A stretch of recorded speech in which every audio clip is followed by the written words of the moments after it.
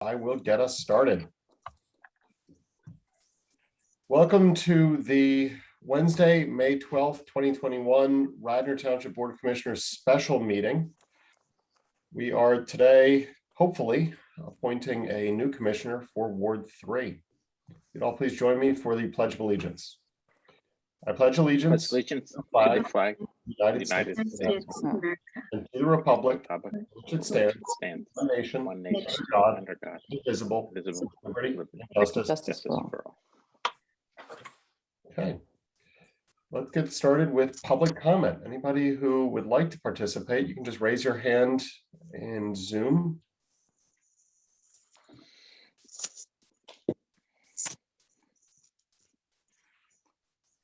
Ms. Webb, you're up. Hello. Can you guys hear me? Yes. I guess maybe I didn't turn my camera on, which is fine because I'm eating dinner. I just wanted to call in. Thank you for this special meeting. I'm a member of Ward 3. I'm Annie Webb, 409 Ivan Avenue. I wanted to speak in support of Kathy. And I mean, I don't know if it's appropriate to do this now or in the second public comment after they all interview. What's the rule? Is it okay to go now or? This is your time. You can talk about literally anything that you want. Awesome. Okay. So Kathy's my neighbor. She's lived in Ward 3 for 20 years. We've been friends for that long. Our kids went to Radnor High School together. I am really looking forward to Kathy being our interim commissioner for many reasons. Kathy is smart, as you can see by her resume. I mean, I don't need to go through all of that.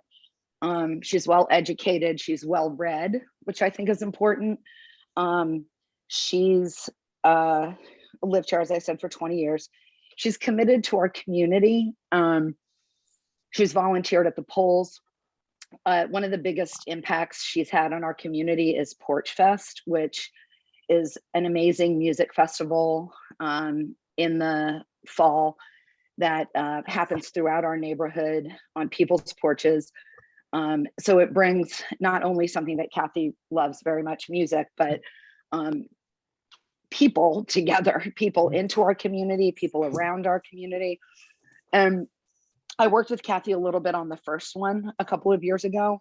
And what I was just very impressed with was how she rallied volunteers, how she rallied donations, how she rallied bands.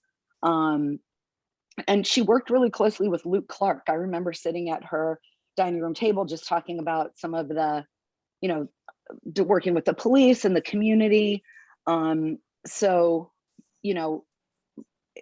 I mean, Kathy is a registered Democrat, but can work with anybody in our community and seeks out, the best person to help with what needs to get done, regardless of party affiliation. And I think that's really important today in our polarized society.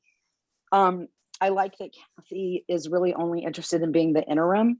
I think that can give her laser focus in these few months leading up to November before the election. And I think, our ward is, to have somebody, your commissioner, just up and leave is kind of disturbing. And I think, to have somebody who is just really laser focused for the time, before the next election is important. So I just think Ward 3 needs the kind of representation that Kathy will offer during this time. She's focused, she's approachable, she will listen to all constituents and make decisions fairly and thoughtfully. And I couldn't, endorse her more highly. I do appreciate anybody who steps forward to do this. So, thank you, Baron and Chuck. But I just wanted to throw my support behind Kathy, and she'll do great. And you guys will all really enjoy working with her. So thanks. Thank you, Annie. Should have had her write my opening statement, but there we are. So thank you. Thank you. Is there any additional public comment?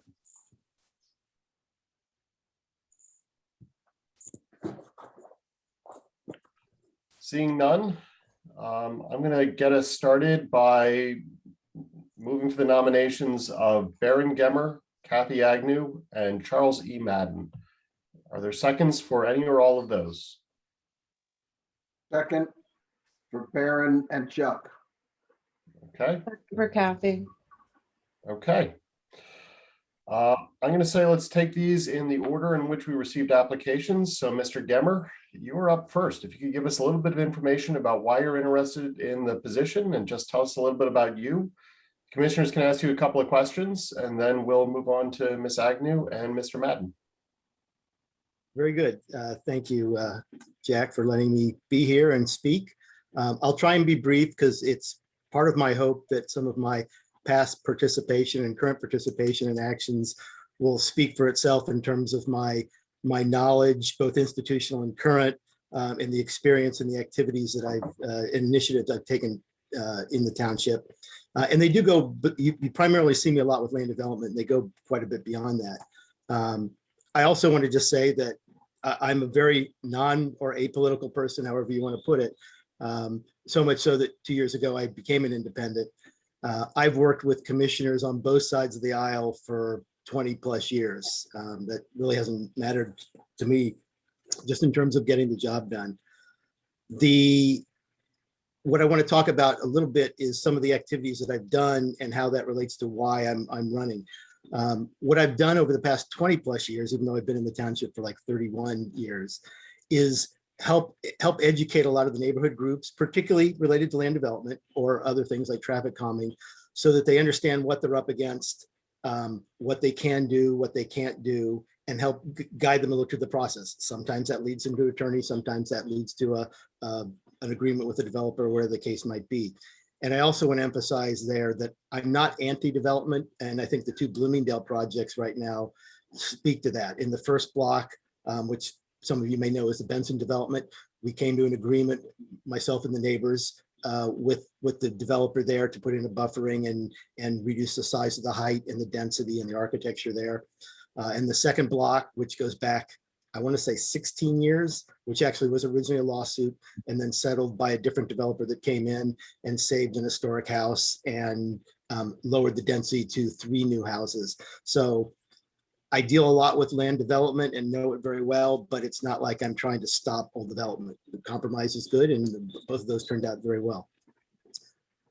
That's one of the reasons, though, is the segue why I want to be an interim commissioner, is because what I see on the board right now is a lack of a couple things. One is long-term institutional knowledge in terms of going back to what's been taking place in the township for 20 plus years, whether it's land development, whether it's student housing, whether it's stormwater, et cetera, as well as specifically when it gets to land development, because we're getting a lot of those. The special meeting we had with Plants Institutional speaks to that quite a bit.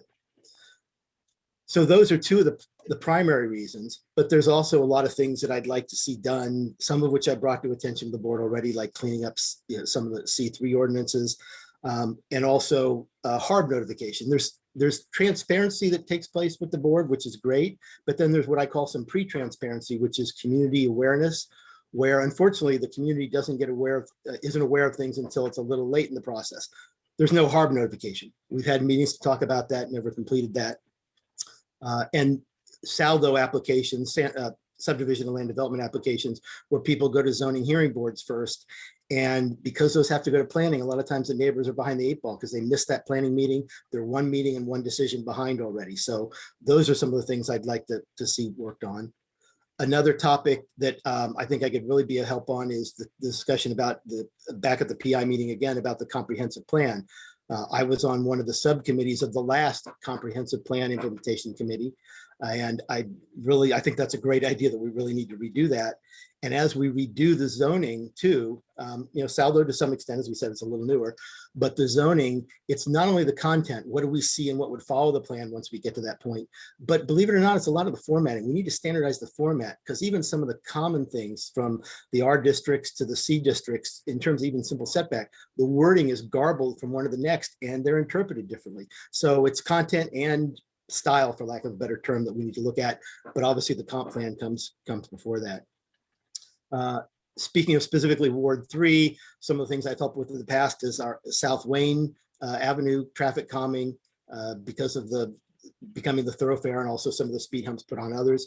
That goes back probably 10 years. And also, I'd obviously like to see the funding mechanism help bring that into being for the stormwater project that's at the Southway Municipal Lot. That'll help considerably.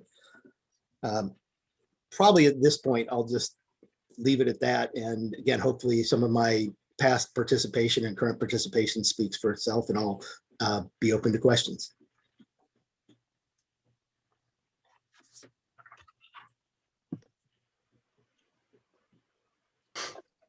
Jack, is this the time for commissioners to ask questions?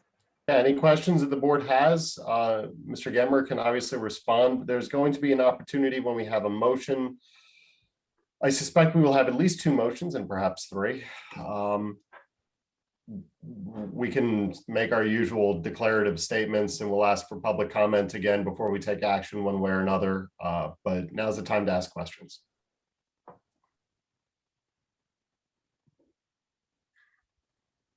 Somebody else. Lisa, go ahead. No, go ahead, Jake. No, go ahead. I'll be brief. Baron, I mean, it would be unusual not to see you at a meeting, so I'm not going to ask you about issues. I know that you're very knowledgeable on the zoning and planning issues. You know, my concern is what's your, if you were to be appointed, what's your intentions for November? Would you plan on running for the seat again? That's a great question, Jake. Actually, I've had people ask me that question, and people tell me how to answer that question. So all I can be is honest. And let me give you a little background. In 2015, when the interim position was open and there was a bunch of us, including Cheryl and Luke, up for the position, my intention there was just to be the interim, to give a placeholder. I think it was a shorter period too, and let the general election of the folks that were there. In 2019, I actually considered running for the position in the general election. Not that I hadn't considered in prior years, but it was a little more serious. This time around, I'm going to be honest, I don't know. And part of that is not because I'm trying to hedge. So those of you that don't hear a no and want to think that's a yes and you're going to vote accordingly, so be it. I'm not going to fault you for that. Being an independent, it's a tougher road to do a campaign and do the general election. So that's a consideration from a personal standpoint also. But I haven't really had enough time to think about it in terms of, I just wanted to concentrate right now on the interim. So hope that's a good non-answer. I would agree. Okay.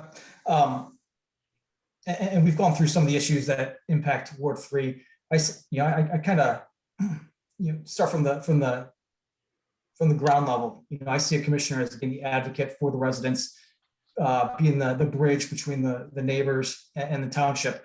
How would you communicate daily activities, trash day move due to a holiday? What would be your plan so you can get the message out to as many residents as possible? Well, obviously not on a daily basis, but a newsletter, much like many of the commissioners do now, to keep people updated, particularly just prior to meetings, of what was taking place at the last and what's going to take place at the coming meeting. But then it would be one of the social media. I'm not sure it'd be all the social medias, but it would certainly be something like Facebook or Twitter to do that. I don't think people want to be bombarded with emails or newsletters on a more frequent basis than once every couple of weeks. So it would be, unless it's something important where I need to email because there's a change in trash, which I know, like Lisa has done on a lot of occasions. But otherwise, it would be more of a poll for them to look on Facebook or something like that for less important issues. All right. Thanks, Baron. Appreciate you stepping up and putting your name in. Thank you. Should I go? Someone else want to go? All right. But yes, thank you, Baron, for putting your name in, and to all the candidates that have. It's definitely a big decision and a big commitment.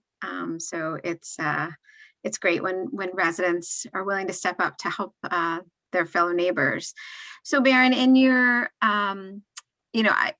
certainly you are around, you and I have had many discussions on different topics, and I, do not dispute your knowledge nor your thoroughness when it comes to reviewing and looking at projects and things like that. In your opening statement, you seem to talk about a lot of things that are wrong with the township, and certainly, certainly everything isn't perfect. But tell me what inspires you about our township. What positives do you see, and how would you want to build on that? Well, yeah, and obviously the old adage, if it ain't broke, don't fix it. So a lot of the things that are positive, I'm not going to mention that the board can obviously let go by.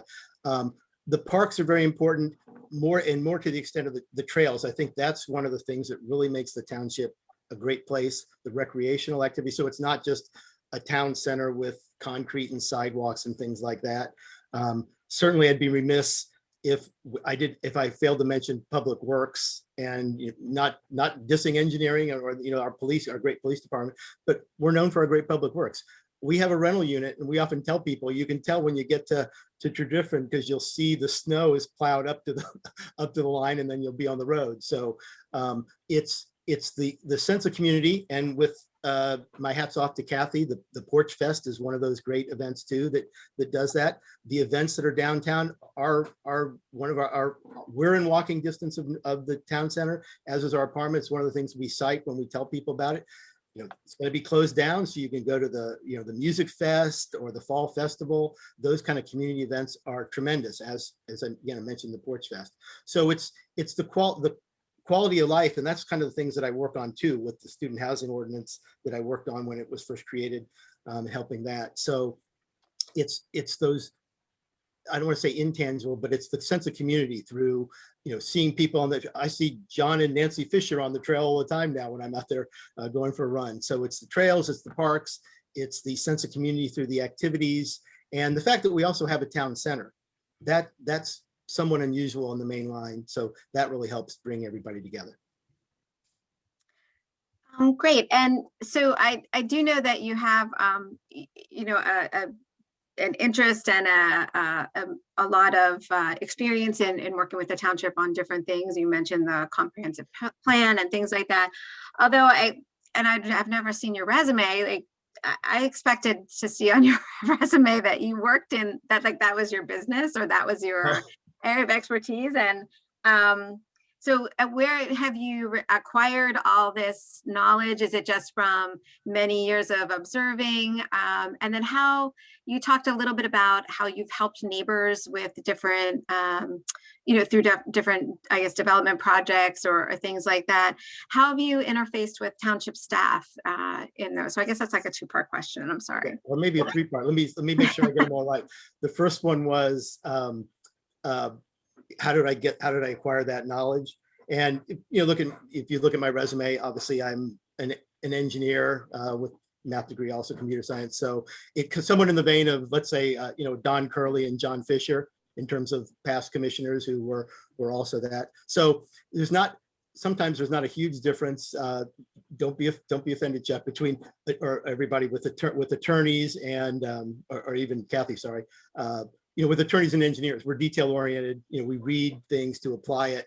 And so I just, when things come up, I read the code. I have copies of the code on my laptop so I can do searches for different things. So it's when you do it over and over again, you just know it. And you also know the issues that are inherent with it, for better or for worse, which is what I brought up before. Your second question related to, not yet to the staff, but how did I interface with the neighbors? I want to make sure I get that right. It really is about interfacing with the staff. So it seems like some of what you've been doing it would require staff so how has that worked? Well, it doesn't to some extent. I mean, when I talk to the neighbors, a lot of that is the education on here's how the subdivision and land development process works. This is what that they're required to do. These are where, if they're not complying, you can talk to your commissioner or the planning commission, for the recommendation and do that. So it's not that I have to interface with staff as much, although if I have a question, I'll email Roger or Kevin, as the case might be, or Steve, depending on what it is. Matter of fact, for shade tree or something, if I'm watching a meeting like that. A lot of times it's trying to work through one of the commissioners who if the development's in their ward, that's who I'll talk to. I'm not trying to circumvent people. I'm trying to, assist in a particular neighborhood, both inside and outside of Ward 3. So it's kind of a variety. A lot of it is concentrate on the neighbors, but some of it is, yes, I might, if I have a specific question myself, I'll ask staff. Otherwise, I'll talk to the commissioner and try and get them involved so they understand the issues and get answers for the residents. Okay. Did I miss a question? No, no, you didn't. Thank you Okay. very much, Baron. I appreciate it. Hi, I'd like to just, if everybody's okay with me going next. I think I just have one question, which is a little bit piggybacking on what Lisa maybe just got to, but what is your belief in the relationship between staff and the commissioners? So you've had some interaction as a resident and perhaps a committee member or, in projects, but what do you believe should be or is a healthy relationship between staff and commissioner?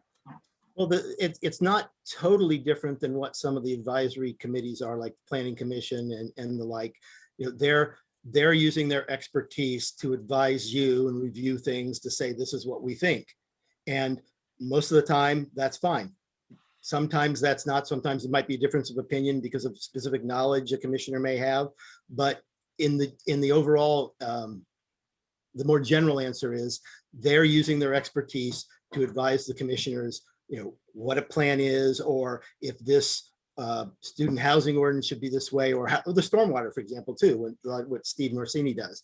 They're using their expertise to advise the commissioners, but the commissioners are the fact finders and the decision makers. So they have to take that advice with whatever their other knowledge is and decide if they want to take it. Most of the time, I believe they should, but that doesn't mean it's all the time. Thank you.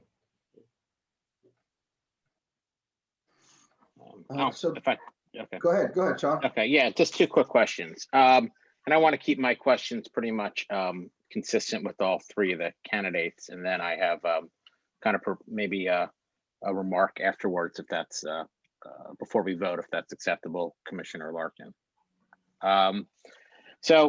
Just two quick questions. I know that you spoke to that of our great Public Works Department. So if it ever came up, or when it came up, should we outsource the trash or keep it in-house? Do you have an opinion on that? Just a quick 40-second opinion. Yep. That's one thing I would think to keep in-house. Excellent. Okay. There's some things that are hard to You have to be at in-house. also because of the flexibility you have. That not that I'm not going to look at somebody presenting evidence and say, hey, look, we could save all this money and we'd still get the same quality, which I'd have to question. But at a face value, for a variety of reasons, I would say in-house. Okay. And then number two, there are certain issues that will be affecting your wards. I don't want to get into Wawa. I don't want to get into all this stuff, but there are ticking time bombs, such as the sewer. I'm asking the 500 feet high questions, not the specifics.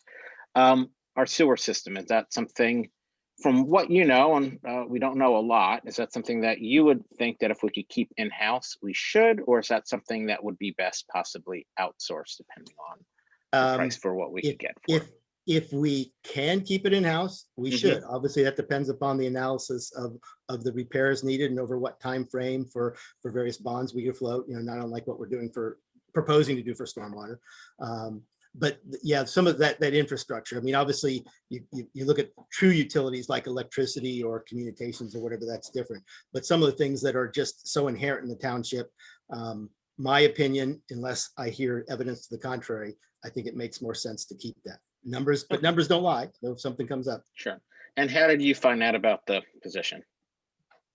The vacancy? Well, actually, I found out pre-position because obviously I get notification for 2 or 3 or 4 of the different zoning and planning, as well as the Board of Commissioners. So when the revised agenda came out Monday with the resignation, actually my first text was to Lisa because I was worried about what might have caused the resignation. So that's how I found out about it, and obviously the vacancy came from there. Okay, thank you. Appreciate it. So Baron, you have a degree in electrical engineering, computer science, a bachelor's, and also a bachelor's in mathematics from Rose Holman Institute. Is that correct? Am I being a witness? Yes, that's correct. So very, very technical and very intensive training for undergrad. I like to think I have some soft skills too, but yes, I have very technical mind and degrees. And well, I'm not going to comment on that. I don't know. But I've been going to the commissioners' meetings for 8 years, and I've missed a couple, but I don't think I've ever gone to a commissioners' meeting and not seen you there or seen you electronically. How long have you been going to the commissioners' meetings, and have you missed any in over that period of time? Yes, we do take vacations, so I do miss it. Even if you go back, 15, 20 years, and when particularly you look at, we're talking about the infill development and some of the things going on, I was attending planning, all the zoning hearing board, as well as all the board of commissioners meetings, and HARB. Actually, I don't know if I mentioned it. HARB was near and dear to my heart in helping get that, also the third district there. And I worked with a lot of the particularly the original HARB members now going forward. One of the first HARB chair, Cam Lacey, was an architect for our renovation, as a matter of fact. So it goes back then. Now for zoning or for planning, I only attend if it's something of a lot of interest, because I do want to have a little bit of life there. But Board of Commissioners, maybe Sarah would probably know better, so if she's on, she can talk later, but probably at least 15 years, if not longer. Before that, it would have been maybe more sporadic, but at least 15 to 20 for everyone, because I like to know, I want to know what's going on. And so, I think it's important to note that not only has Barron gone to virtually every commissioners meeting in 15 years, but also to planning commission, also to zoning. I know that because I talked to him about a lot of these, and I might talk to Barron and say, hey, did you happen to see that planning commission meeting? What did they say on this issue or that issue? And he will know what they said, and he will have watched it or have been there. So a lot more meetings than I've gone to, and I've gone to a huge number. So that's impressive as well. I wanted to get some clarification. You are an independent right now. You're not registered Republican or Democrat, right? You're an independent. That's correct. I guess not affiliated, but yes, independent. Not affiliated. And right now, you're just as likely as not to you may or may not take up and try to run for this position in the fall. But you're just as likely not to do that and just to take the interim position. Is that correct? Yes, you answered it as nebulously as I did. Yes, that's correct. And for, I said, for a variety of reasons, some of her personal and knowing that, but yeah, particularly, I mean, the independent issue is not when I take is not the campaign regarding that is one of the reasons why I have to consider that very seriously. And just as a backtrack too, I didn't, I switched to independent more than 2 years ago. That wasn't some strategic move. That was just more a move of conscience. So you don't really consider yourself a political person as far as day-to-day or federal, state, or local politics, political person, but really a person who's really committed to the issues facing the neighborhoods and the constituents. Yeah, I think that's a fair statement. There's never been a lawn sign on our yard.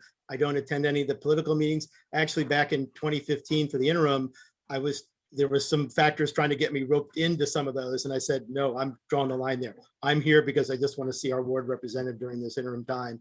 And so that was it. So yeah, I'm about as, I don't want to say as non-political as you can get, but pretty close. Okay. So you're not really, this is not, the politics of it is not a driver for you. I think that's fair to say. Oh, not at all. And it said, some of the reasons, just to, if I may elaborate on that too. And it said, I reach across both sides of the aisle because I am the aisle. But also some of the reasons in the past when I've looked at at possibly running, even when Tom Masterson, going back, maybe not back as far as Jim Pierce when he was a commissioner, but when I talked to Tom Masterson, he talked to me about maybe running, that was what, 15 years ago. And I don't need to be the person up on the podium. If there's competent people up there and things are getting the job done, I don't have any grandiose ideals that, oh, I want to be a commissioner because I want to do it for the power of the prestige. If I'm going to do it, it's because I think I can contribute in a way that the township and the board needs. But a lot of times, if it's appropriate, I'm just as happy to be in the audience or help otherwise. I think if the three of you are looking to do this for the power of the prestige, you're in for a rude surprise. Yeah. Well, actually, Jack, I may be one of the few people who not okay. Executive meetings, committee aside, sessions aside, I may spend less time if I'm a commissioner than I spend now. But and so, as you know, the interim position, it will be, I guess, from May. So we're maybe 6 months approximately, maybe a little bit more. And in that time, but oftentimes, there's not a lot of significant developments. So you might not have that much time in 6 months. In that kind of a time period, what are the issues facing the township that are most important to you to address?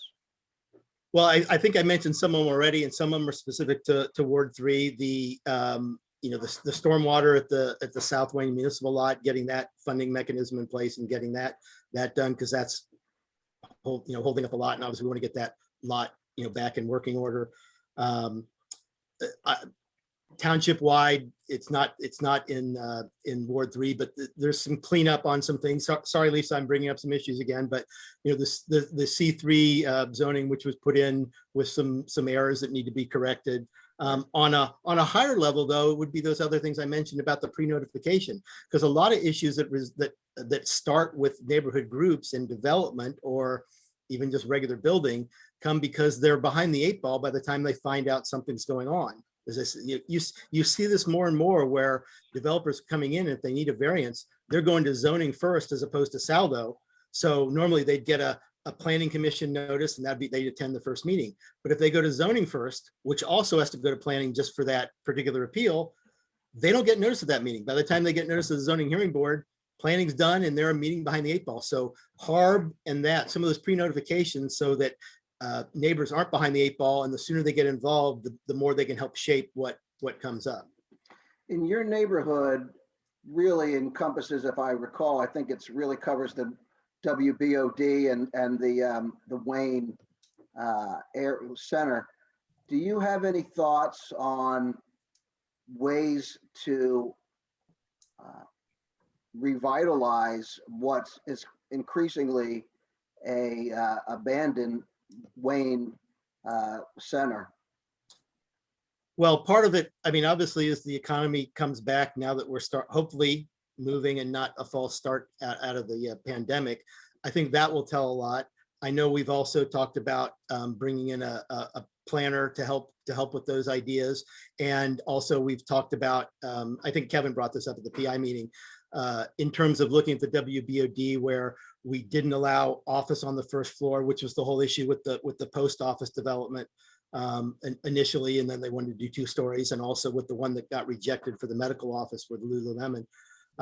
So those are the kinds of things we can do, is give it a little bit to see what happens just on its own, get expert advice, and also look at the code where we say that, hey, things aren't the same as they were before. We need to be more flexible in not necessarily the use, because the uses are allowed there, but what floor they might be allowed on, etc. Okay, thank you. Baron, you mentioned a couple of times that you became an independent 2 years ago. What party did you leave, and why'd you leave it? Excellent question. I was a Republican, and the probably for a number of years before that, I can't even count, it was probably more of a placeholder left over from when did I probably register? 86, something like that. And with what was going on, particularly at the national level and things, I couldn't even deal with it as a placeholder anymore for that. And because literally that's what it was. And it was kind of nice to vote in the primaries. And now I guess I get to vote in this primary because there's a couple referendums on. But normally I wouldn't get to vote in a primary. So that's probably why it stayed as long as it did. But so, as I think I mentioned before, move of conscience. And I'd say policy, although there almost has to be some policies to move from in some cases for that. But and I didn't become, the other question is, well, why didn't you become a Democrat? Well, again, as apolitical as I am, once I made the decision, look, I'm not going to deal with this as a placeholder. It was more about, let me just be what I really am then and stay there, regardless of what views on both sides of the aisle I may agree with. Great, thank you. I just have a follow-up question to some other issues you were bringing up. You talk a lot about HARB and planning and zoning. Have you ever been on any of those boards or commissions? Have you put your name in for those, and if not, why not? Very good question. Lisa's asked me this quite a number of times. In terms of, and this will segue also into what Lisa's asked me about zoning also. Those advisory boards, and I feel have more impact actually working with the neighbors, and that would be impacted to some extent by being on planning, trying to work with them to that extent. And the phrase I use also in terms of all the commissions, I said I'd be willing to be on zoning, or I'd be willing to be on the Board of Commissioners, because at this stage in my life, I don't want to give an advisory opinion and have some bozo overturn it. I'd rather be the bozo. So I'd rather be the ones making the decision. And so zoning actually would be, I think, a good fit. The problem with zoning is then I definitely can't be working with the neighbors. And so, because I can't have any communication. So even more so than the other boards where it might be somewhat of the appearance and maybe not so, toward zoning would be an absolute no-no, although I'm sure I'd be happy to be on zoning. Thank you. And sorry, Maura, just to, I was on committees earlier. There was when we were trying to do the billboard, and this goes back again, I want to say 15 or more years, redoing the billboard. I was on that committee where we were trying to work that language out, as well as I mentioned before, one of the subcommittees of the last comprehensive plan implementation committee. So I have served in some of those capacities, but those are non-development specific, so I didn't feel it impinged upon my ability to help neighbors. Got it. Thank you. Kathy, I think that I'm going to ask, we've had all the commissioners ask questions of Baron, so you are up next. Tell us a little bit about you and why you were interested in the position, and then we will switch over to asking you questions. And you are on mute, by way of forewarning. Some people would prefer it that way, but I'll tell you. So good evening, commissioners, residents of the 3rd Ward, and in fact, all the residents of Radnor Township who are watching. First of all, thank you very much, all of you, for considering my application to be interim commissioner for the 3rd Ward. I'm very honored to be here tonight. I've been a resident of Radnor and specifically of the 3rd Ward for 20 years. And I recognize that whether it's by design or happenstance, we are all very fortunate to have landed here. I think that's a hands down. I don't know who can debate that really, but it's reasonable for you to ask, so what do I bring to the table? What are my qualifications for this interim position? So let me take the first word, interim. I promise you here and now, I will not be running in November. My purpose for doing this is, it's not a shortcut to the seat. It is to fill the need of representation for the 3rd Ward on a short-term basis, consistent with the election of the most recent commissioner, Damian Enderle, who was a Democrat. I am a Democrat. I will not shy away from it. I do not shy away from it. That is what I am. And have been since my 20s, some point in the 20s. This position, and I think in fact all commissioners' positions are about solving local township issues in a thoughtful, deliberative, and a neighborly way, because we all have to live here together as neighbors. And I would hope that we can get along that way and try to get along that way. So if you don't know me on a personal basis, whether as a neighbor or a friend or through my kids or anything else, it's probably that you know me through Porch Fest and or the polls. So with regard to the polls, since I've been here, my job in the election is not, it's nonpartisan. I don't campaign for anybody. I basically work at the table, you know, signing people in, or with the machines, you know, making sure if it's a primary, you go to the right one, and making sure the numbers are tallied properly. With regard to Porch Fest, which is a community event, it's a day of free music, as you know, open to the public, music played on the porches of South Wayne. And this has been an event, I think, that has become actually much loved and anticipated throughout the township. And in running Porch Fest, I have worked with the Radnor Police, the local businesses, and other local schools and other organizations. And if there have been any problems, they've been worked out without any rancor. Though I can be a bit of a nudge to get the job done. I don't deny that. So there are not only civic things that I've done, but those are the ones that are relevant to Radnor, specifically the 3rd Ward. In addition, I'm a lawyer. What's a lawyer? Always a lawyer, even if you're not practicing anymore. I believe this training and practice will help me study and come to understand whatever the new issues may come up before the board, even old issues.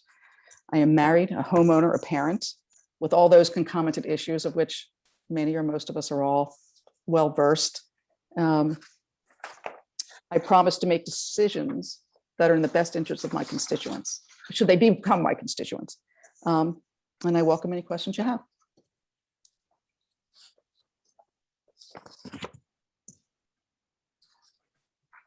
That's it. Go first. Sorry. I don't know. Jake, ahead, do you want to Lisa. go first? Do you want to go in the same order we went before? I don't know if Jake has any questions or. I don't know if I'd remember the order. Go Yeah, ahead, Jake.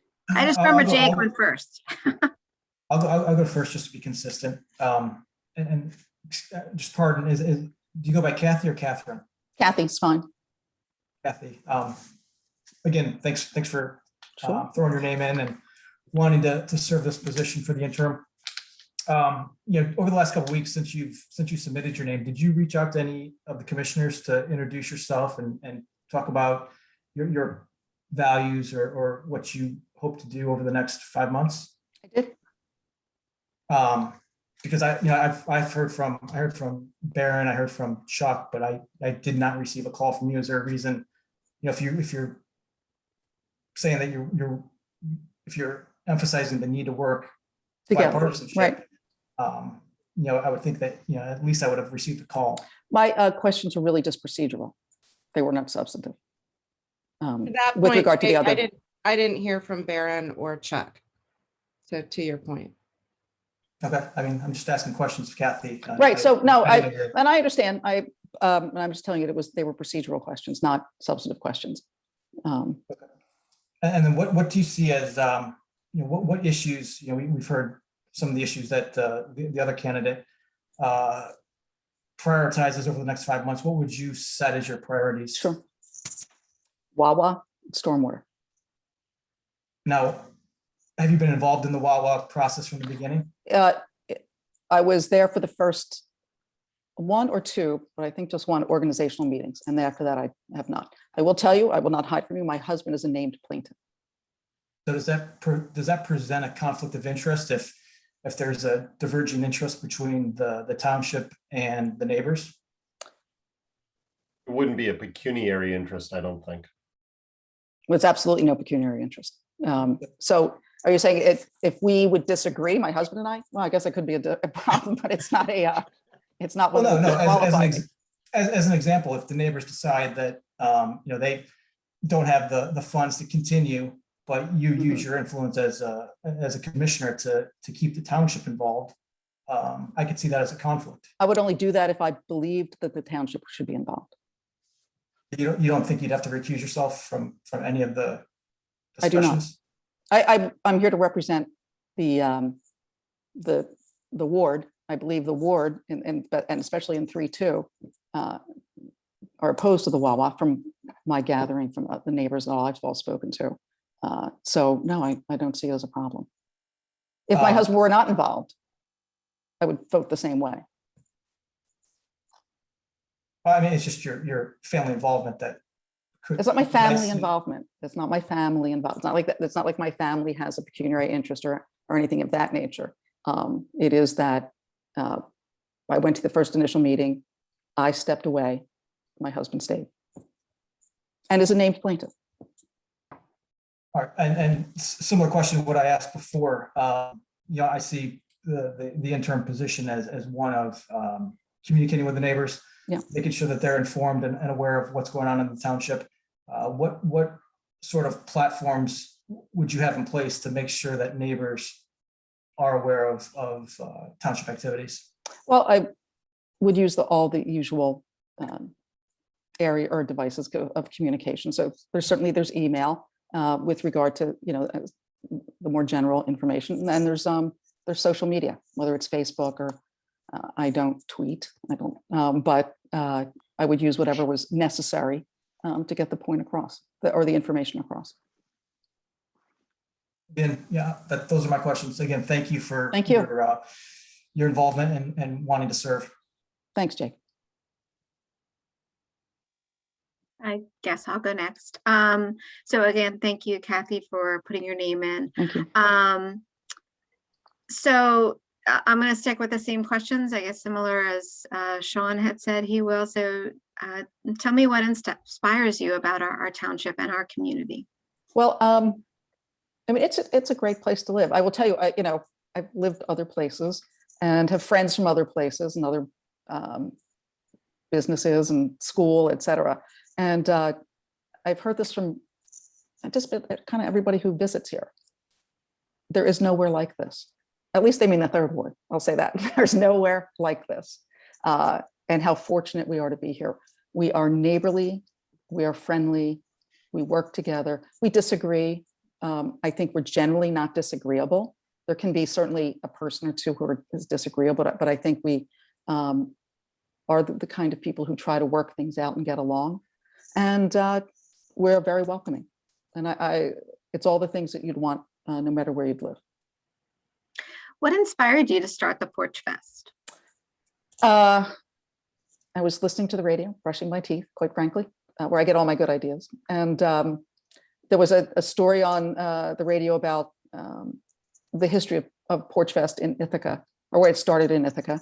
And as they described it, it reminded me of when I was a kid growing up in Ardmore, and the people are right over that separates just a driveway. You could look right into the next house. And the neighbors was a music major, and every summer her friends would come from Bloomington, and they'd play on the porch for a week. And it was, I think, everyone in the street's favorite week of the year, favorite week of the summer. And when they described that, I thought, wow, we've got porches. Everyone's very neighborly. All I have to do is find the musicians. And that was really the inspiration. And then I guess finally, I think you might have mentioned it earlier in your opening statement. Talk to me about your experience working collaboratively with the township staff. Sure. So, with regard to Porch Fest and other things that we've had in the neighborhood, I've worked certainly with Public Works to get barricaded and make sure everything goes smoothly. Certainly with Chief Flanagan, with Captain Flanagan, to, for make sure the day goes without a bump. And I've learned a lot that how actually responsive and responsible the police in this township have been with regard to our safety. And I really admire that. With regards to Maria Carbonera, I literally had a long conversation with her today, probably longer than she wanted, about how to make the event even safer. We have to be very aware of COVID, and hopefully things are looking way better. But if things change, what we can do. So I think I've had a very good relationship with anybody I've had to work with, including Tammy Cohen, even though she has all the Pittsburgh stuff in her office. So I'll let that go. So it's I think I can get along with people and get the job done. Great. Thank you very much. That's Thank all I you. have. And I think I followed up. I will ask you the same question is, you described your relationship with the staff as a community member. How do you see the relationship between the Board of Commissioners and staff? How do you think that should be? How does it work best? What's your opinion on that? I think that the staff, when a commissioner is calling with regard to questions that or requests that their constituents have, I would think that the staff would not change or anything like that, but answer and be helpful. And that is one of the functions of the commissioners, to be able to sort through what a constituent may see as a morass. Like, I don't know who to go to, I don't know what to do, and to help them in that. Do I think that they're supposed to jump or something? No, I don't think so. But I think they are supposed to be responsive and helpful. Thank you.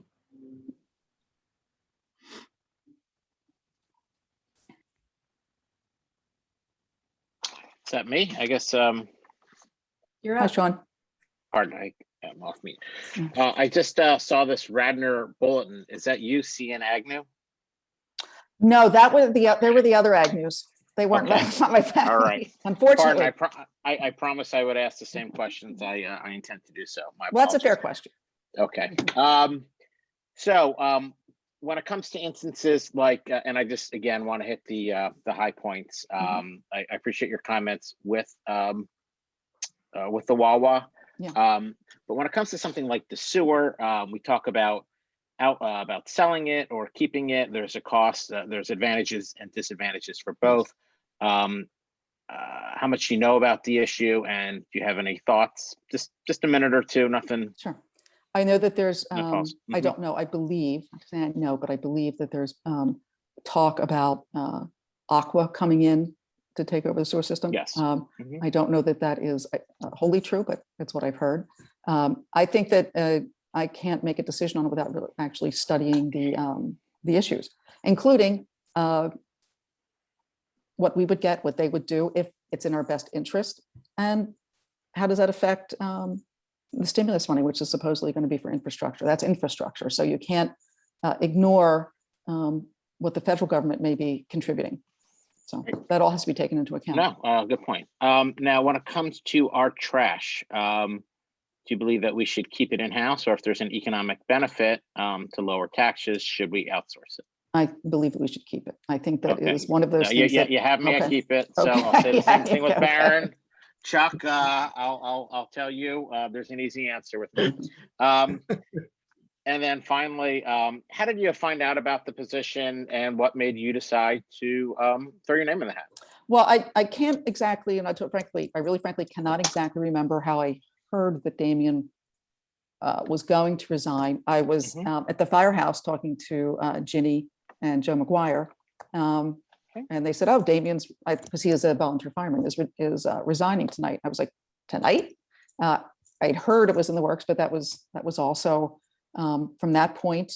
I know there was an email out, and I probably talked to Lisa. Okay. First, that's my guess. Okay, great. Thank you very much. Sure. Those are the 3 questions. Yep. And again, I want to save my the bulk of my comments toward the end. So thank you. Thank you. Kathy, Hey, I'm Rich. looking at the CV here, and Yeah. I see that your Democratic contributions for the Democratic Party are very highly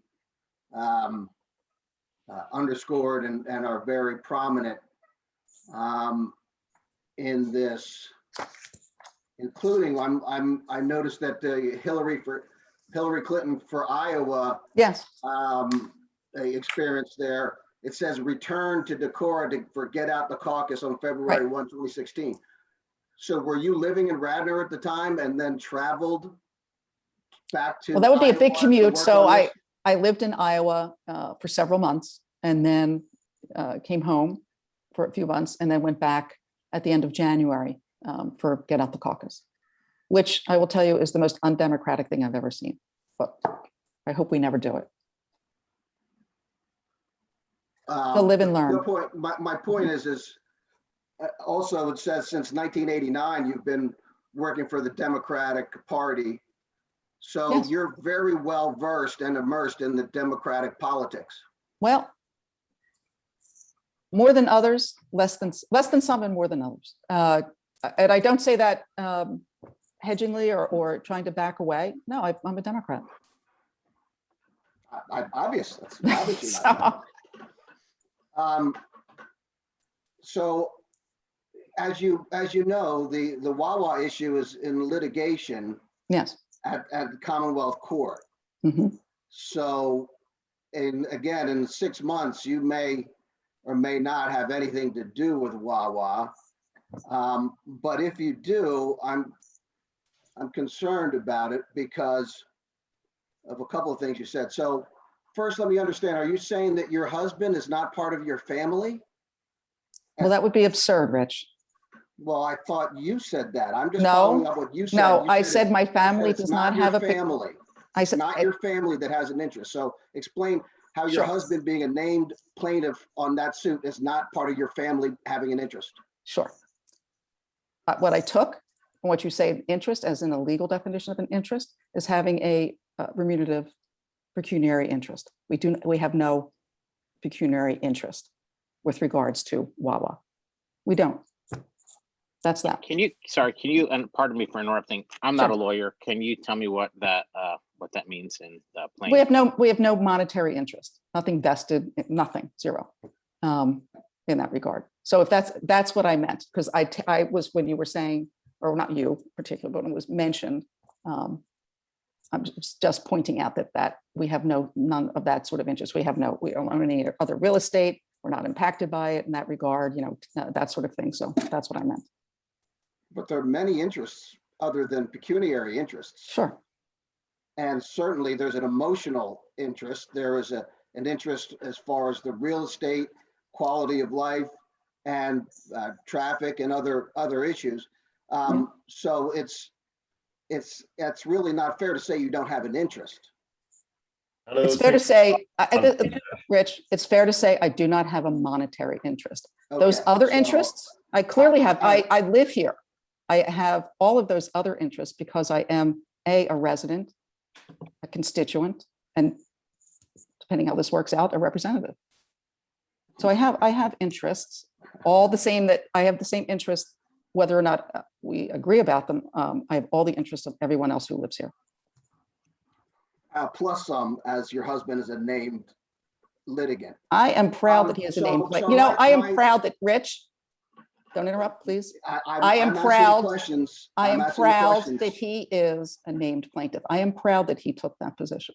I do not shy away from it. You haven't shied away from anything. Thank The you. issue is, and my concern is that I'm very concerned that you would be able to learn a lot of the details about this and understand the entire substance of that issue and do it and come to a conclusion in an unbiased manner. I don't believe you'd be able to be unbiased in a review of that litigation.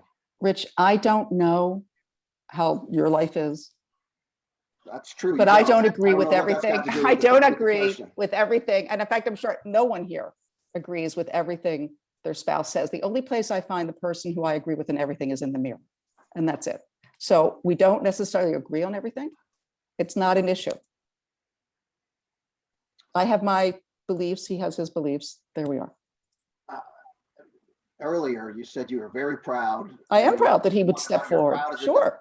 So again, I have a lot of difficulty believing that you will be unbiased in that particular issue. And I share the concern.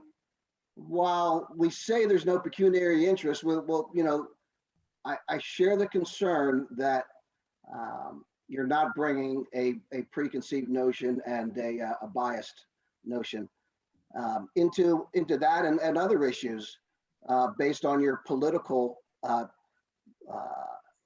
based on, what is it, close to 40 years of political activity.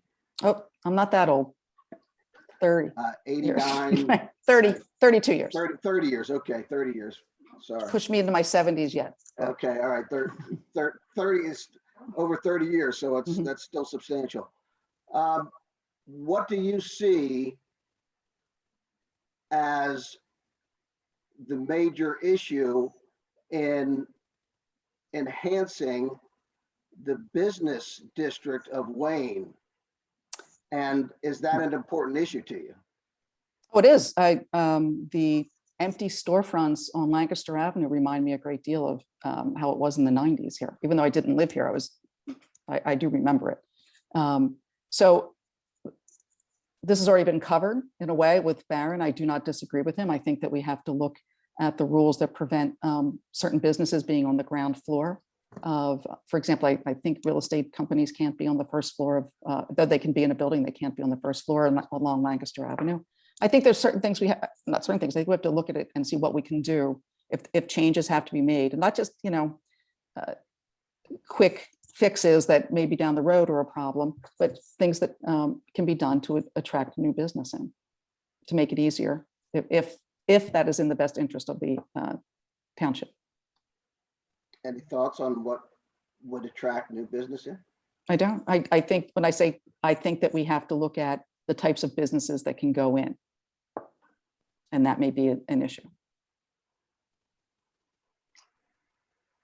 Well, again, as Bear noted, it's the uses are already allowed. It's a matter of first floor, et cetera. Well, that's what I said. As Barron, in fairness, as Barron mentioned. That's all my questions. That's all I have. Okay. Thank you. Thank you.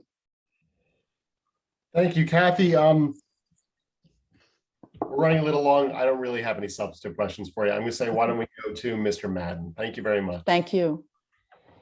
Mr. Madden, tell us a little bit about yourself and why you're interested in the position.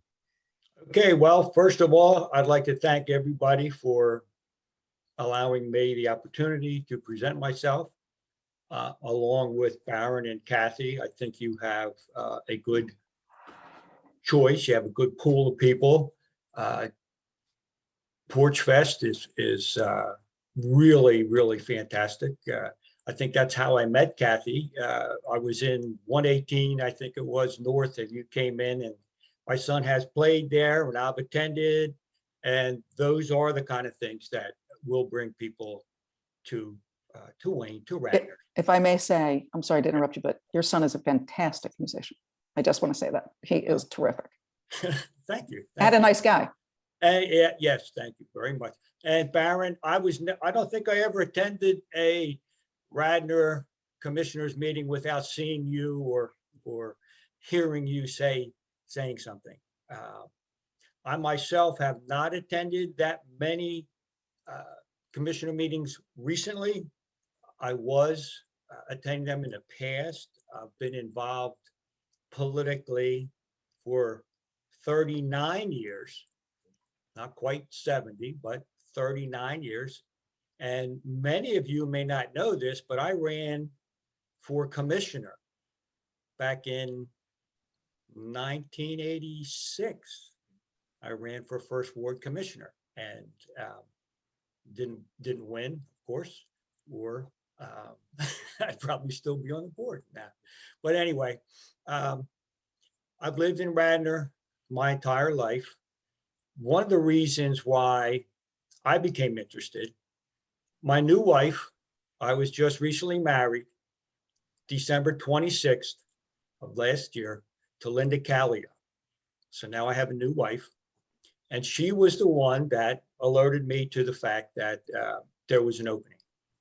Her and I both serve as committee people. I'm the committee man in the third ward. So just as Kathy had said, she's a Democrat and proud of it. And I'm a Republican and proud of that. And I'm sure Kathy and I could work together very, very well. One of the reasons why I wanted to go in there, because I truly believe that I have the work experience and the education and the practical knowledge to hit the ground running, which you do need to do as an interim, okay? Because it's only going to be 6 months. I spent almost 20 years working in municipalities. I've worked in the sewer authorities. I have a Class 4 collection and conveyance systems operator certificate, which I got back in the early 80s. So I was at that point qualified to run a collection and conveyance system the size of the city of Philadelphia. So I do have some knowledge about sewers. Okay. I, just like Barron is the engineer, I started going for an engineering degree at Villanova.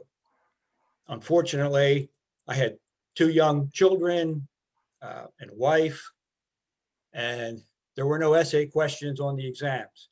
And it was extremely difficult. So I ended up switching and I got a degree in liberal studies. And I was working through that. I moved to a master's in public administration. So I obtained my master's in public administration from Penn State. I then moved into working for the county. I worked for Delaware County. I worked under public property management, the Department of Public Property Management, and I was the supervisor of parks and recreation, where I was in charge of the golf course and about 600 acres of parks.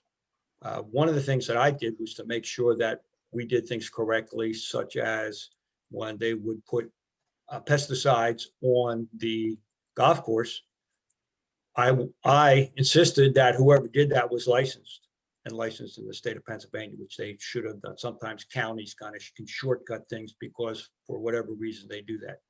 So anyway, I worked there for 9 years. So I have experience with that. And then I decided to make a change in my career and I went into the schools. So I think, I also worked for Radnor Township. So I'm very, very familiar with Radnor Township as far as the inner workings of how the different things go. I've served on the Radnor Park and Recreation Board for several years. I really couldn't count them up because I was in there, I don't know, 3 different times I had represented the school district, where I worked very well with the commissioners, with Steve Norsini, to make sure that we were able to work out whatever issues came up with the Emlyn Tunnel rest station that we put in there. I also was on the board when we did Clemacrone Park. And I think what happens, I'm elected, or I'm a Republican when I'm elected, but when I govern as almost as an independent. I would do things that were in the interest of the people that I serve. And if you were to look back on my track record as a school board member, you would see that I worked with everybody on every side of the aisle that there possibly could be. And I don't know anybody that had a problem with me. Some of the things that we had to deal with was placing the middle school back in Wayne, keeping it in Wayne. That was a contentious issue that we had. We were able to solve that. We put the balcony in the high school. We put the lights in the high school. These are some of the things that we had to, on the football field. These are some of the things that we had to work with the community to make sure that they were pushed through. So I have a lot of experience working with communities, working with the staff, the Radnor staff, working as the volunteers. And what I guess some of the things that I believe we need, and it is the sewers, stormwater management, sewers, traffic, and the Wawa. I think anyone that lives in the 3rd Ward would agree with that. Radnor sewers are over 100 years old. At one time, Radnor had their own treatment plant. It was right next to where the Township building is, that nice flat field at Enki. That's where they treated the sewage. Then they ended up taking it down into Haverford, and then they ended up taking it down into Delcora. Now, when you talk about what we should do with that, that is a question, or that is something that we need to research. I think it may have been Cheltenham that sold there. So we need to find out what happened. What happened with the rates? Were the rate increased because of that? One of the issues I have with Aqua and other of these bigger utility companies buying it is they're bundling them together and selling them. They did this in Florida. So we have to be careful. We have to make sure that when somebody comes in and they say, okay, we need a new pumping station on King of Prussia Road because that one's obsolete. That one's been there for God knows how long, pretty close to over 40 years. So we may have to refurbish that. Then they have the ability to raise the rates, and then we would have to pay that. That's the downside of selling. We don't have the control over the different things like that. But it would be upgraded. I'm sure if somebody came in, they would upgrade our system. Things would be running much better, but it would be more expensive. Okay. And also, as Barron said about the public works, we have a fantastic public works, the snow plowing.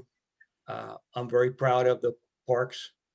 One of the things that I like about the parks is the fact that I know Mr. Dittmeyer, and I knew Mr. Sulpizio, and I knew Prevo Field, and I knew Miss Enke, and I knew Bo Connor, and some of the people that have been put in there. And one of the things I do believe that I could suggest we could do would be to rededicate some of those so that people know a little bit more about the people who they're named after. So I would look into doing something like that. And the other piece that Jake, the cemetery on West Wayne, I think we need to seriously look into that. And if we need to, since we're cutting the grass, we do have some responsibility that's in there. My great-great-grandfather's buried in there, George Harrison, not the Beatle, and he served in the Civil War. And he's in there, and I go up there occasionally. I help to clean the different things up. But I just wanted to come in because I really truly believe I could step in there and be aware and basically function in day one because of the actual work experience that I have, the supervisory experience that I have, and on the many different boards. I also served, many of you may not even remember this, there used to be a teen center board. That was the first board I ever served on. I was on the Radnor Teen Center board. I was also a founding member of Radnor PAL, Police Athletic League, so I do have some interaction with those. I served on the Penn State Executive, or Penn State Extension, and the 4-H Club. I was the president of that, served on that for 6 years. I was part of the Delaware County Environmental Network, who they run the science fairs. I also was a trustee at the YWCA in Chester, which is unusual for a man to be on that, but I was approached and I was on that. So I have a varied background, and I just thought that for 6 months, you need somebody who can just step in there and do it. And quite frankly, I think I could do that. So I'm open for questions, if there are any. Thanks, Chuck.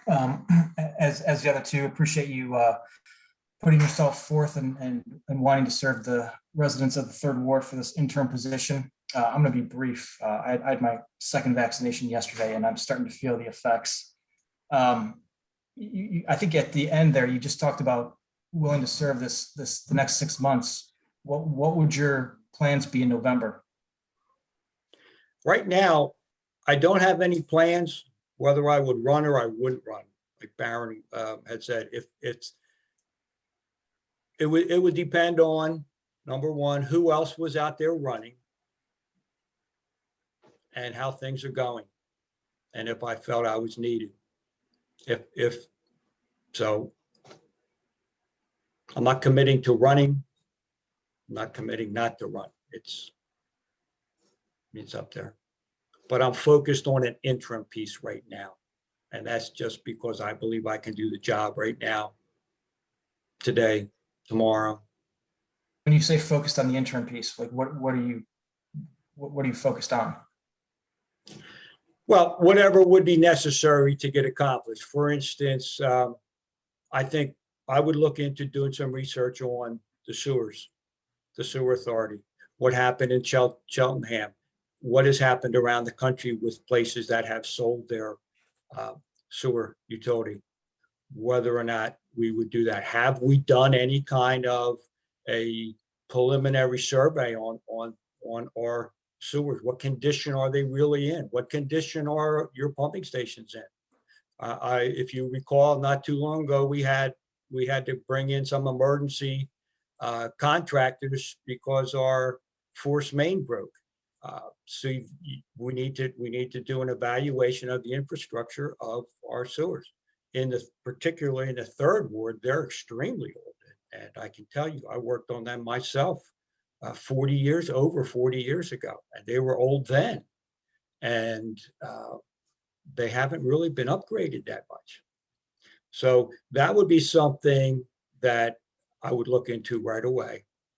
I would also with the Wawa, but I may not, if 6 months, that might not even come up. Okay, but I would be opposed to that. And Kathy, I applaud you for being opposed to it and for your husband being on it. So those would be the two things that I would look at. One of the other ones would be traffic. Sometimes we have traffic backed up on Midland Avenue due to when the schools are being released, when the students are coming out, there's traffic that we need to look at. So those would be the things I would be interested in. And then how would you communicate with your neighbors? Well, I would be basically doing the same thing that everybody else said. You'd have a newsletter, you would do social media. I also would probably have a spot I would be, say, up at the farmer's market or someplace where people, if you're interested, stop by and talk to me. One of the things I like about that, there's a lot of groups of people that just go up there and have coffee and talk. I belong to a group, it's called the Old Guys, and we all went to high school together, and we get together about 3 times a year and we just sit around and talk. So yeah, hopefully COVID will allow us to get back into meeting people. I enjoy talking to people, meeting with people.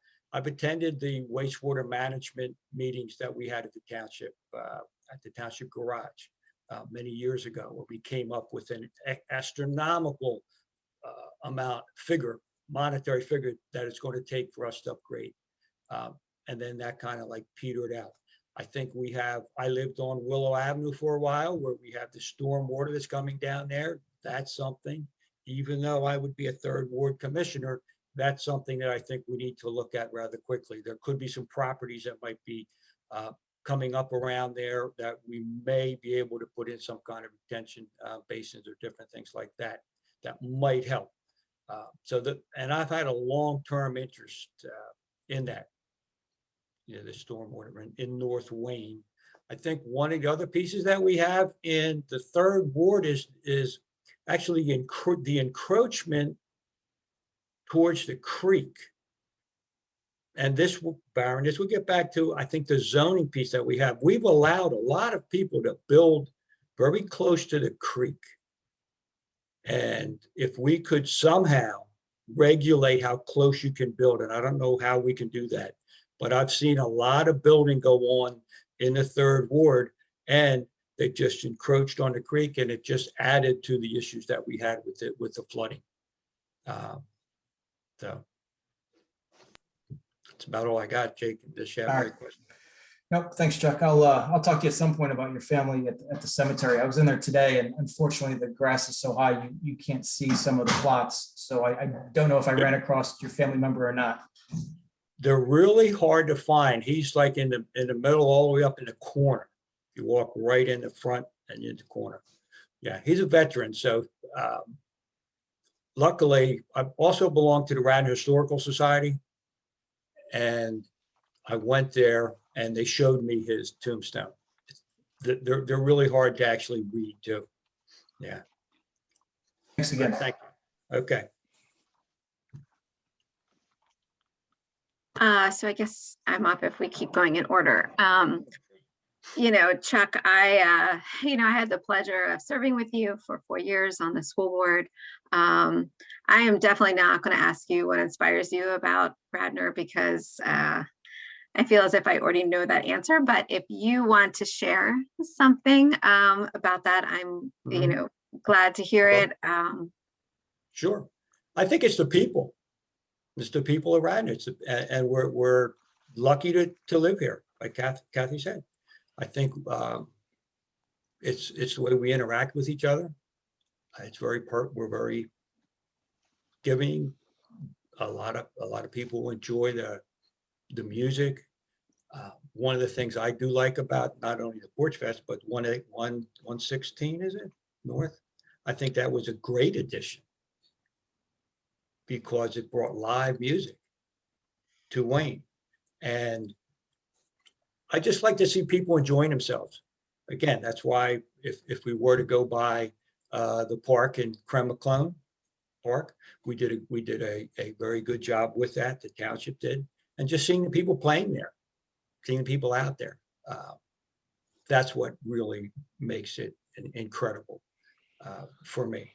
And I've been here quite a long time, and I've seen some changes. When I lived on Aberdeen Terrace, there were horses on Aberdeen Terrace when I was little. I was chased home by a horse one time into the corner, and my mother had to come out with a broom and chase the horse out of the yard on Aberdeen Terrace. Yeah. So there's just a lot of memories. Today I talked to Sam Chu, that at the Chu Estate, and he was telling me about his grandfather's farm, which would rival a Drossel.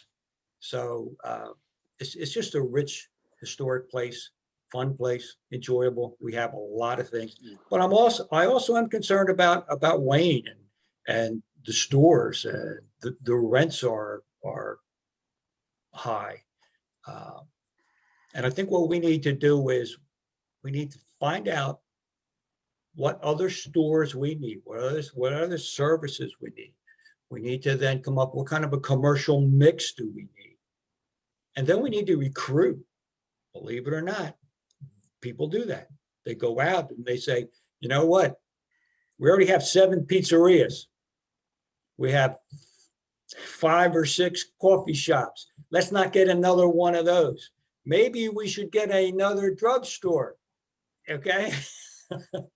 No, we need to look at what does Wayne need, what does Radnor need, and then go after it. And I'm not sure what kind of incentives you can put in place as commissioners. I'm unaware of that, but we need to attract the type of businesses that are going to keep Wayne alive. Similar to the new center that they put in Upper Marion, that's flourishing. I mean, that is, if you've ever gone over there, that is also very, very nice. And again, I think it's the music, and it's a fun place, and they have good restaurants, and they have a lot of nice shops and stores and supermarkets. Those are some of the things that we need to look around and see what other people are doing and bring it into Radnor. So Chuck, just because I know that you have a little more, maybe a breadth of how you fund things as a public entity, all your years of school board budgeting and things like that. There are a lot of, great ideas out there, and you just mentioned several. When we come to the sewer system, and by the way, we do have an evaluation of our sewer system that was done, I think, about 2 years ago. The book is about this thick, and basically, I didn't have a chance to read it yet. When we drop it off at your house, I'll drop it off with you. Okay. It's it basically, all of that says, our sewers are in bad shape, which you noted. I could have saved your money. Just ask me. I would have told you that. I saw 25 years ago they were bad. But go ahead. So, all of that, all of these things, it requires funding. It requires money. So if in this role, someone will definitely be seated as we go through the budget process. I don't know if, someone runs and when elected in November, when they'd be sworn in. I don't know if that happens immediately or if that waits till January, but someone's definitely going to be with us through the budget process in this role. Mm-hmm. So what are your thoughts on funding these things? Well, if we have to fund the programs that we have, a lot of good programs. We'll just take the Parks and Recreation. They're unbelievable. The programs that we have. And those are the things that the people want. So we need to make sure that we're funding what people want, what they're willing to pay for. Okay. Now, when I talked about a commercial mix in the middle of Wayne, that we would have to come into a partnership possibly with the Wayne Business Association and maybe even the, you know, the main line or the Delaware County to use the resources that are out there to try to figure out what we need to do. I'm really at this point not saying that we need to use taxpayer money to, you know, to fix Wayne up, because it's a private entity.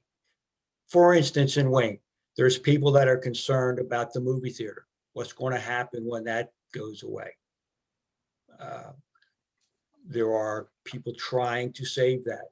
Sometimes in order to save a movie theater, it has to be put in it and become a nonprofit. And then people may begin to contribute. I personally have issues contributing to a for-profit organization that is running a theater. So those are some things that we could do that wouldn't cost us money. But again, just like when we run a school board, if you want to have a good schools, it's going to cost you money. If you want to live in a municipality, a good municipality, it's going to cost us money. Is it cheaper to subcontract out the trash? Maybe. Is that what we want? No. We want to keep it in-house because that's the best way to do it. So, but as far as the financial piece, yes, I would be able to look into it and see what we're paying. Where is it going? And for instance, I worked, again, I would work for Radnor when I started. I was part of RATE. I was actually a union representative. I did contract negotiations as a worker for Radnor. I did that also, contract negotiations, when I was with Tredifferent. So I have a lot of experience in working with actual workers that are in there. And that's a big expense. Personnel, just like in schools, personnel was one of our biggest expenses that we had. And then you want to take into account, for instance, are we making sure we're getting our fair share of the liquid fuel tax that's out there? Because I know we had some issues with that in the past. Are we making sure all of our roads are dedicated properly and registered properly with the county so that we're getting money back from that? Are we tapping all the resources that are out there? I know writing grants would be a good thing. Radnor, unfortunately, sometimes is at the end of the line when it might come for grants. When I was working for the county, I was able to secure a grant for over $500,000 to renovate the playhouse that I worked at through HUD.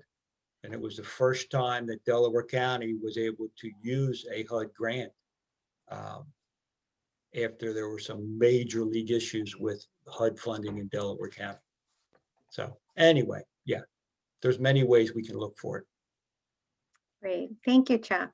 Okay, thank you. Hi, Chuck. I think it's my Hello, turn. how are you? Good.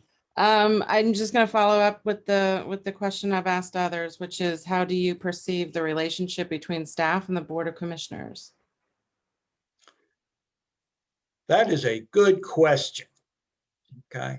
As someone who has worked for a municipality, the commissioners should not, and I'm not sure what you guys do, okay, to be honest with you, I don't know, but it should almost go through a point man. Like, for instance, and I'll tell you the way I operate. If someone were to call me, okay, and say, you know, there's a parking issue in front of my house. Okay, I have a elderly mother and I'd like to get a dedicated handicap space in front of the house. At this point, and I don't know, I would call the township manager and say, okay, I need some guidance on this. Who should I call? In other words, I wouldn't just pick up the phone and start calling people and say, I need this done now. I'll go over there, bring the paints with you. I'll meet you there and we'll paint a spot. Now, I would go through the proper procedures and the protocols. And I do believe that Radnor has some excellent employees, and they need to be valued. And as a commissioner, my job would be to make sure that they're treated very respectfully, and that whatever protocols are put in place by the township manager and you guys as the board of how it actually works. Because on a school board, it's different than you guys. School board, we had no authority except when we met as a board and the entire board. You guys have a little more authority in dealing with things directly. So that's something that I am unfamiliar with. I'd have to ask about that one. But yeah. Okay. Are you finished, Commissioner Maroney? Any follow-up? No, that's great. Thank you. Go ahead, Okay. Sean. Great. Thank you, Chuck. I think you answered both of my questions. So in the interest of time, it sounds to me that you are probably more of a proponent to keep trash, something like that in-house. I correct? am, yes. Yes, Okay. that's correct. And when it comes to the sewer system, you'll obviously weigh it. You see the pros and cons. I don't want to. I'm not trying to steer you, but I believe that you did touch upon it. Right. No, you're correct. But I do think that it's trying to come up with the right word, but it's something that we have to address. You don't want to wait until you have failure. Correct. Yes. At that point, it's going to cost us a fortune. Yes. I don't know what it cost us to fix that force main. Okay.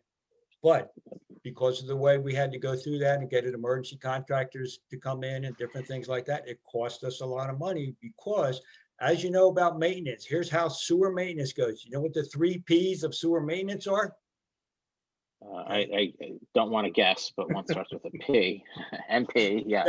Okay, yeah. I have small children. I have a 5-year-old. Yes. Okay. We have preventive. Oh, okay. Right, preventive maintenance. Then we have predictive. Predictive maintenance would be, for instance, the life cycle of a light bulb. Okay, might be 400 hours. We don't wait till 400 hours to change it. We change it before it goes out. So that would be predictive maintenance. Then you have the third one, which is what operates a lot, and that's called panic maintenance, and that's what costs you a fortune. No, I've seen these bills from Steve Norsini. I will say a lot of them are cringeworthy, to say the least.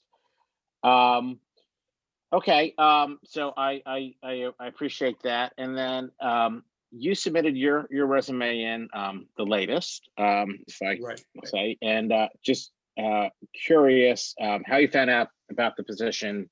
You may have touched on it, and Did anyone reach out to you? You just saw it. No, I understand why you want to do it. You spoke to that. Just right. No, actually, I was unaware of it until my wife told me. She found out about it. I didn't even know that. I don't follow politics. You know, I am a Republican committee man. I didn't know about it, which surprised me. My wife found out about it, and then we discussed it because I'm, like I said, I've always been interested in where I live to make sure it's the best place and what can I do to contribute to it. But it was a decision I had to make with her, because without your spouse buying into what you're going to do, it wouldn't be too successful. And I just got married like that long ago. So anyway, live and learn. And she agreed, but she was the one that brought that up. And then I did call commissioners. I called ones that I knew. And more, I don't know you yet. Eventually, maybe I will, and I'll call you. And Jack, I know you a little bit, but I didn't call you either. I called everybody else. Yeah, I'll say that all 3 of the candidates reached out to me. I gave them all approximately 1/2 hour each on the phone, give or take. And then I kind of didn't want any more. I didn't want to have any more communication, so it would be unfair, unbiased. And then I was just going to hold everything till tonight. So just for transparency's sake, I believe that's an important piece. Thank you very much. I appreciate it, Chuck. Okay, thank you. Chuck, congratulations on your nuptials. Thank you, Rich. I know Chuck also from serving on the school board. So Chuck, I see you were on the school board for 24 years. That's correct. And so 6 elections. Yeah, 6 elections, yes. So that's a long time. And Chuck and I worked on was the Radnor Middle School, where we had to take that issue, determine the location of the middle school that was agreed upon, that was as new facilities were needed. We had to work with the people to determine where it was going to be, and then determine how it was going to be constructed, and then how to pay for it, and then to see the job to get done. And we did that with that $50 million middle school in Wayne, and I think we did the right thing and maintained the character of our town center. So I think that's something that we can be proud of, and that was just 4 out of your 24 years. So you had 20 years of other things that you were working on. So Right. I appreciate your service, Chuck. That's all I have. I have a question for you, Rich. You know that the columns that were built at the middle school, was that your idea to put the windows in there, wasn't it? Yeah, well, I that was part of the aesthetics that we had to wrangle through. But yeah, I think that was so. Someone asked me that the other day, and I said that was your idea, and it turned out very nice. Thank you. Well, it was a collaboration. I've known Chuck for 20 years, and so well versed on his skills and background. So thanks for putting your name in, Chuck. Thank you.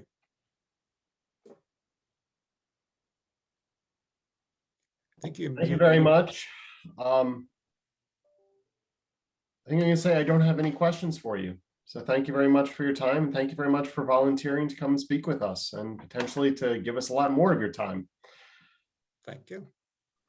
I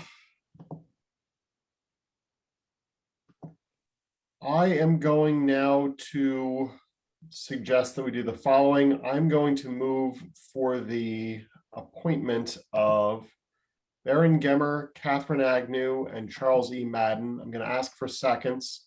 We can have commissioner comment, and then we can take staff comment if there is any, and public comment. We'll vote after that. If we reach a decision tonight, great, we're done. If not, Janie Lau is with us today observing.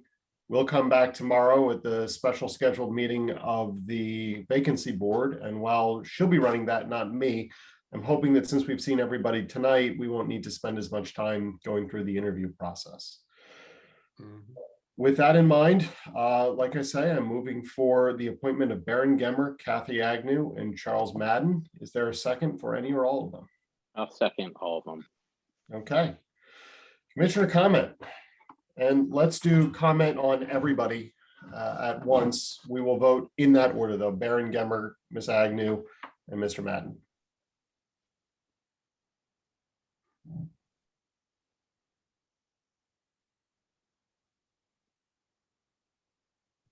Are we going to keep up the same order? Jake, I guess that means that you're up. Thanks, Jack. I don't have any further questions. I expired everything that I wanted to know from the candidates, and appreciate all their remarks and their willingness to serve.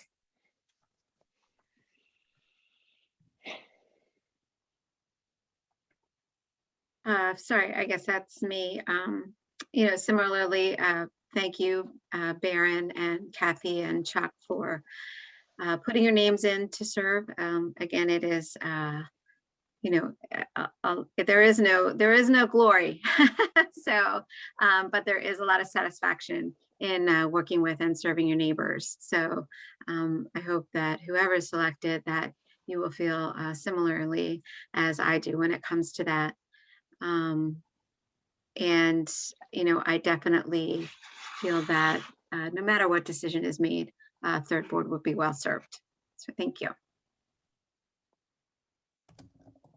I think I'm up. Again, I want to echo what Jake and Lisa have said, and I'm sure everybody else will also thank you all for stepping up, throwing your hat in the ring. It is important. The ward needs quality representation, and each and every one of you would provide that. I do hope that whoever is selected will look to the rest of us to be good colleagues and a good source for bringing up to speed quickly in the short term that this interim service would be on your shoulders. So appreciate your time. Thank you for being here. I do have a prepared remark, but first I want to say thank you to Chuck, Kathy, Barron for throwing your name out there. Janie too, because this may fall on you. I want to say this is my third time going through the process, once as a candidate and now twice as a juror. So for days I've been weighing what my parameters should be for this vote. And like you, Kathy, I am a proud Democrat. Ward 3, as you said, voted 55-45 Democrat, and I understand the argument to keep it that way. Back in 2018, when Jim Higgins stepped down, his seat was flipped, which in turn flipped the makeup of the board. Now, I personally thought that was wrong, but that will not be the case in this instance. Basically, my point being that every vacancy is kind of almost like a moving target. So how does this vacancy, or how should it be decided? Again, hearing everybody tonight, party plays a role, no doubt, but so does one's institutional knowledge. What is this board's responsibility to itself, but more importantly, the Ward 3 constituents? Which candidate can get in there and hit the ground running best? So everyone sitting up here, everyone that has to vote, has their own formula in their head. I'll say that when I was appointed back in 2017, I viewed my role as one as a steward until the election. Now, when I chose to run to fill the remainder of the term, that's when, at that point, my stewardship became an overt political decision. And I see many similarities to my then and now role, much the same. But back then, I believe there was much more of a transparent process in regards that the public could vet those running for the appointment. In this case, the list of names and resumes were made public for less than 24 hours when two candidates, Barron and Kathy, submitted their names weeks ago. And I believe that this is a huge disservice to the board and to the Ward 3 residents.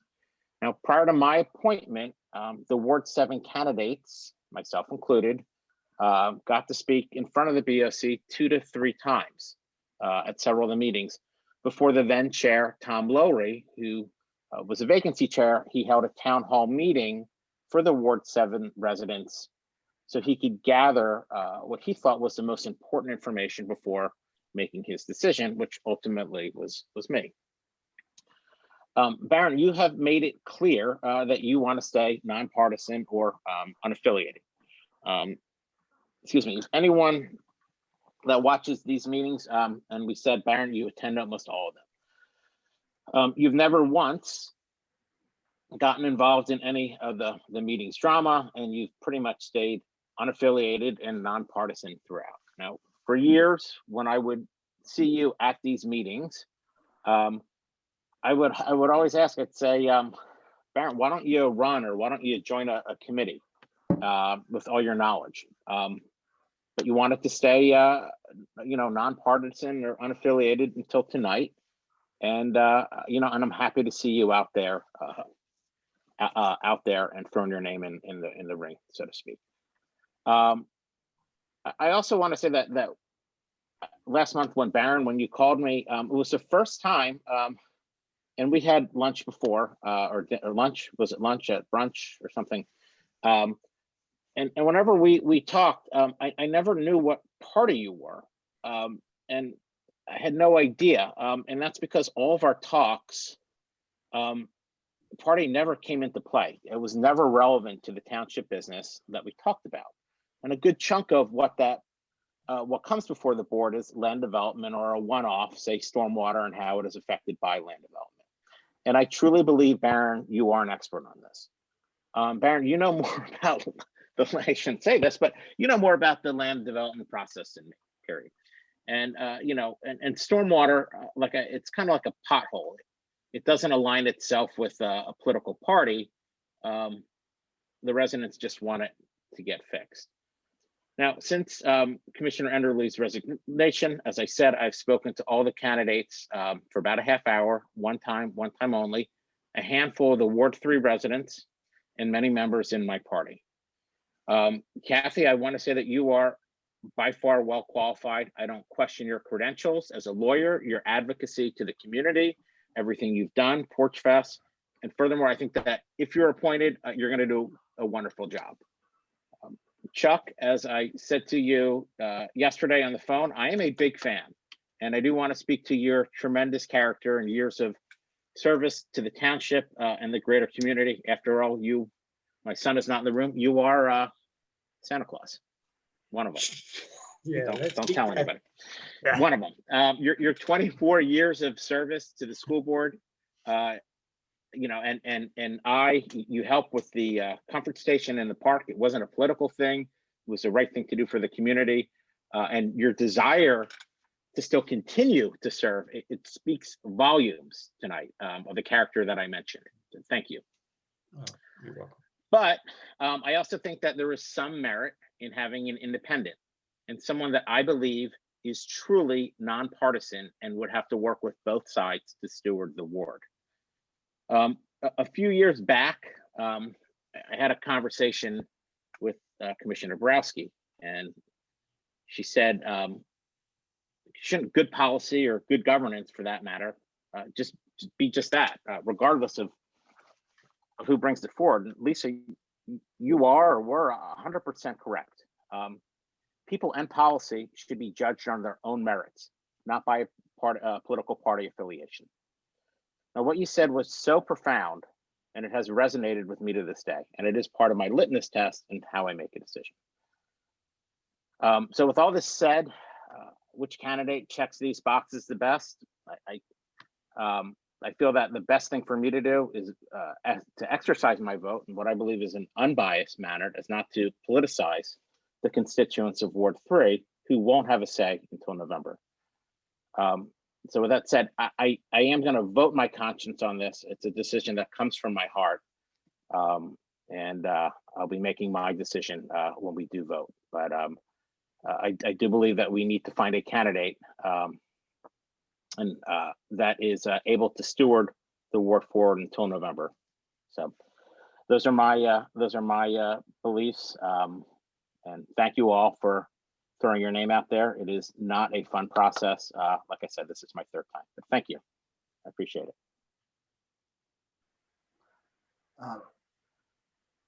I agree.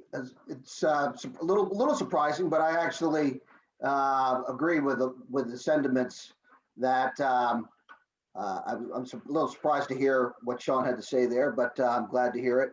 I really think that this interim position, we need to avoid partisan appointments, and we need to focus on people who are going to be involved to do the best for the constituencies. And I've done this more than anybody on the board. I've done it. Sean has 3. I think I have 4 or 5 times I've gone through this process. And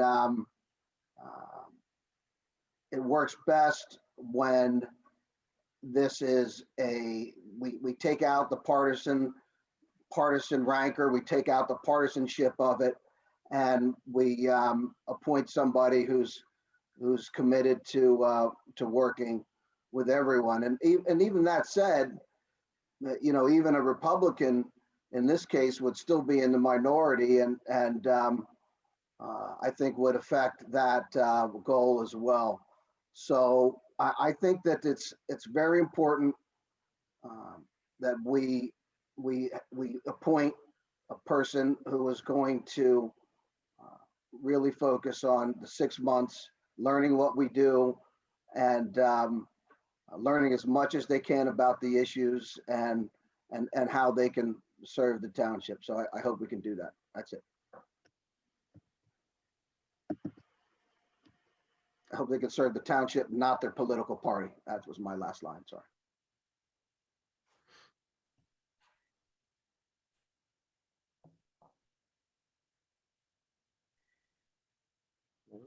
Well, I don't have a whole lot to say. I'm just not going to flip the seat. If there's a qualified candidate, then I think that it's fundamentally undemocratic for us to appoint a commissioner who is not a member of the party that got elected the last time around. I think it's great to hear that this should be a nonpartisan process, and I really wish that it were in a ideal world. But the reality is, the last time we flipped a seat, the then Republican majority ended up trying to terminate the solicitor and hire someone who was friendly to their majority throughout the county. It became a partisan mess.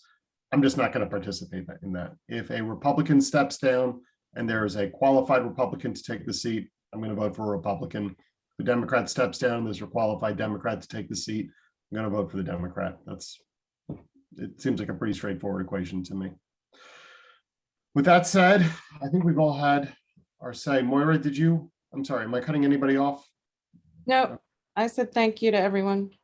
Excellent. I am going to, and I should also probably say, I want to stress, as much as I am saying, to me, the litmus test here is going to be party affiliation in this instance. I do not by any stretch of the imagination suggest that any of the other candidates are not well qualified for this position. I hope that all three of you will run. I know, Kathy, you said you will not. I think you'd be excellent. I hope we can persuade you. Baron, Chuck, I hope that you guys will run, because whatever else happens in 6 months, the voters are going to decide. So we're really not going to be making a decision for that long here. 7 months, I guess. The voters will decide in 5 months. We'll have a new commissioner in 7. I'm going to kick this to public comment. Sarah Pilling, you have had your hand up for quite a while, so you are up first.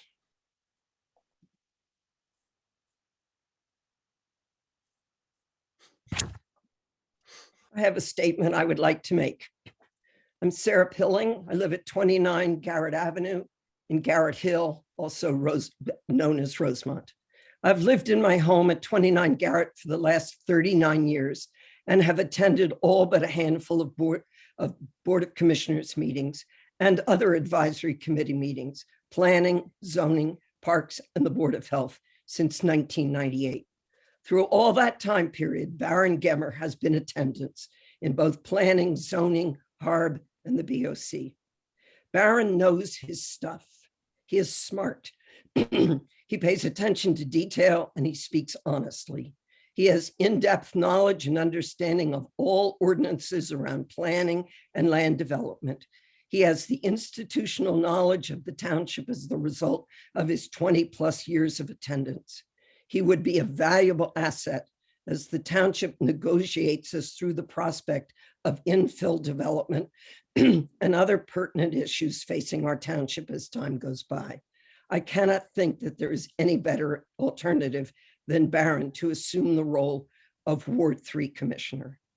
It is a fact that there are very few working in management or as commissioners who have been in that roles any longer than the last 10 years. Some may think that longevity is not important, but it is. It is absolutely important to know the backstory, the history of the township, the winners and the losers. Baron knows, and while not embracing only the past, has the knowledge and wisdom to be proactive while working as a team member to lead Radnor through a pretty tough time. I hope you all will set politics and one-upmanship aside and appoint Baron Gemmer, the Commissioner for Ward 3. Thank you.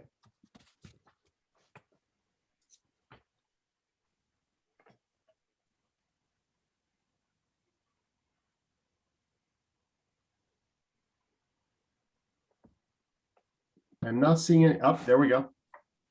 No. So I'm seeing no additional hands, so I'm going to call the vote. All in favor of Mr. Gemmer, say aye. Aye. Aye.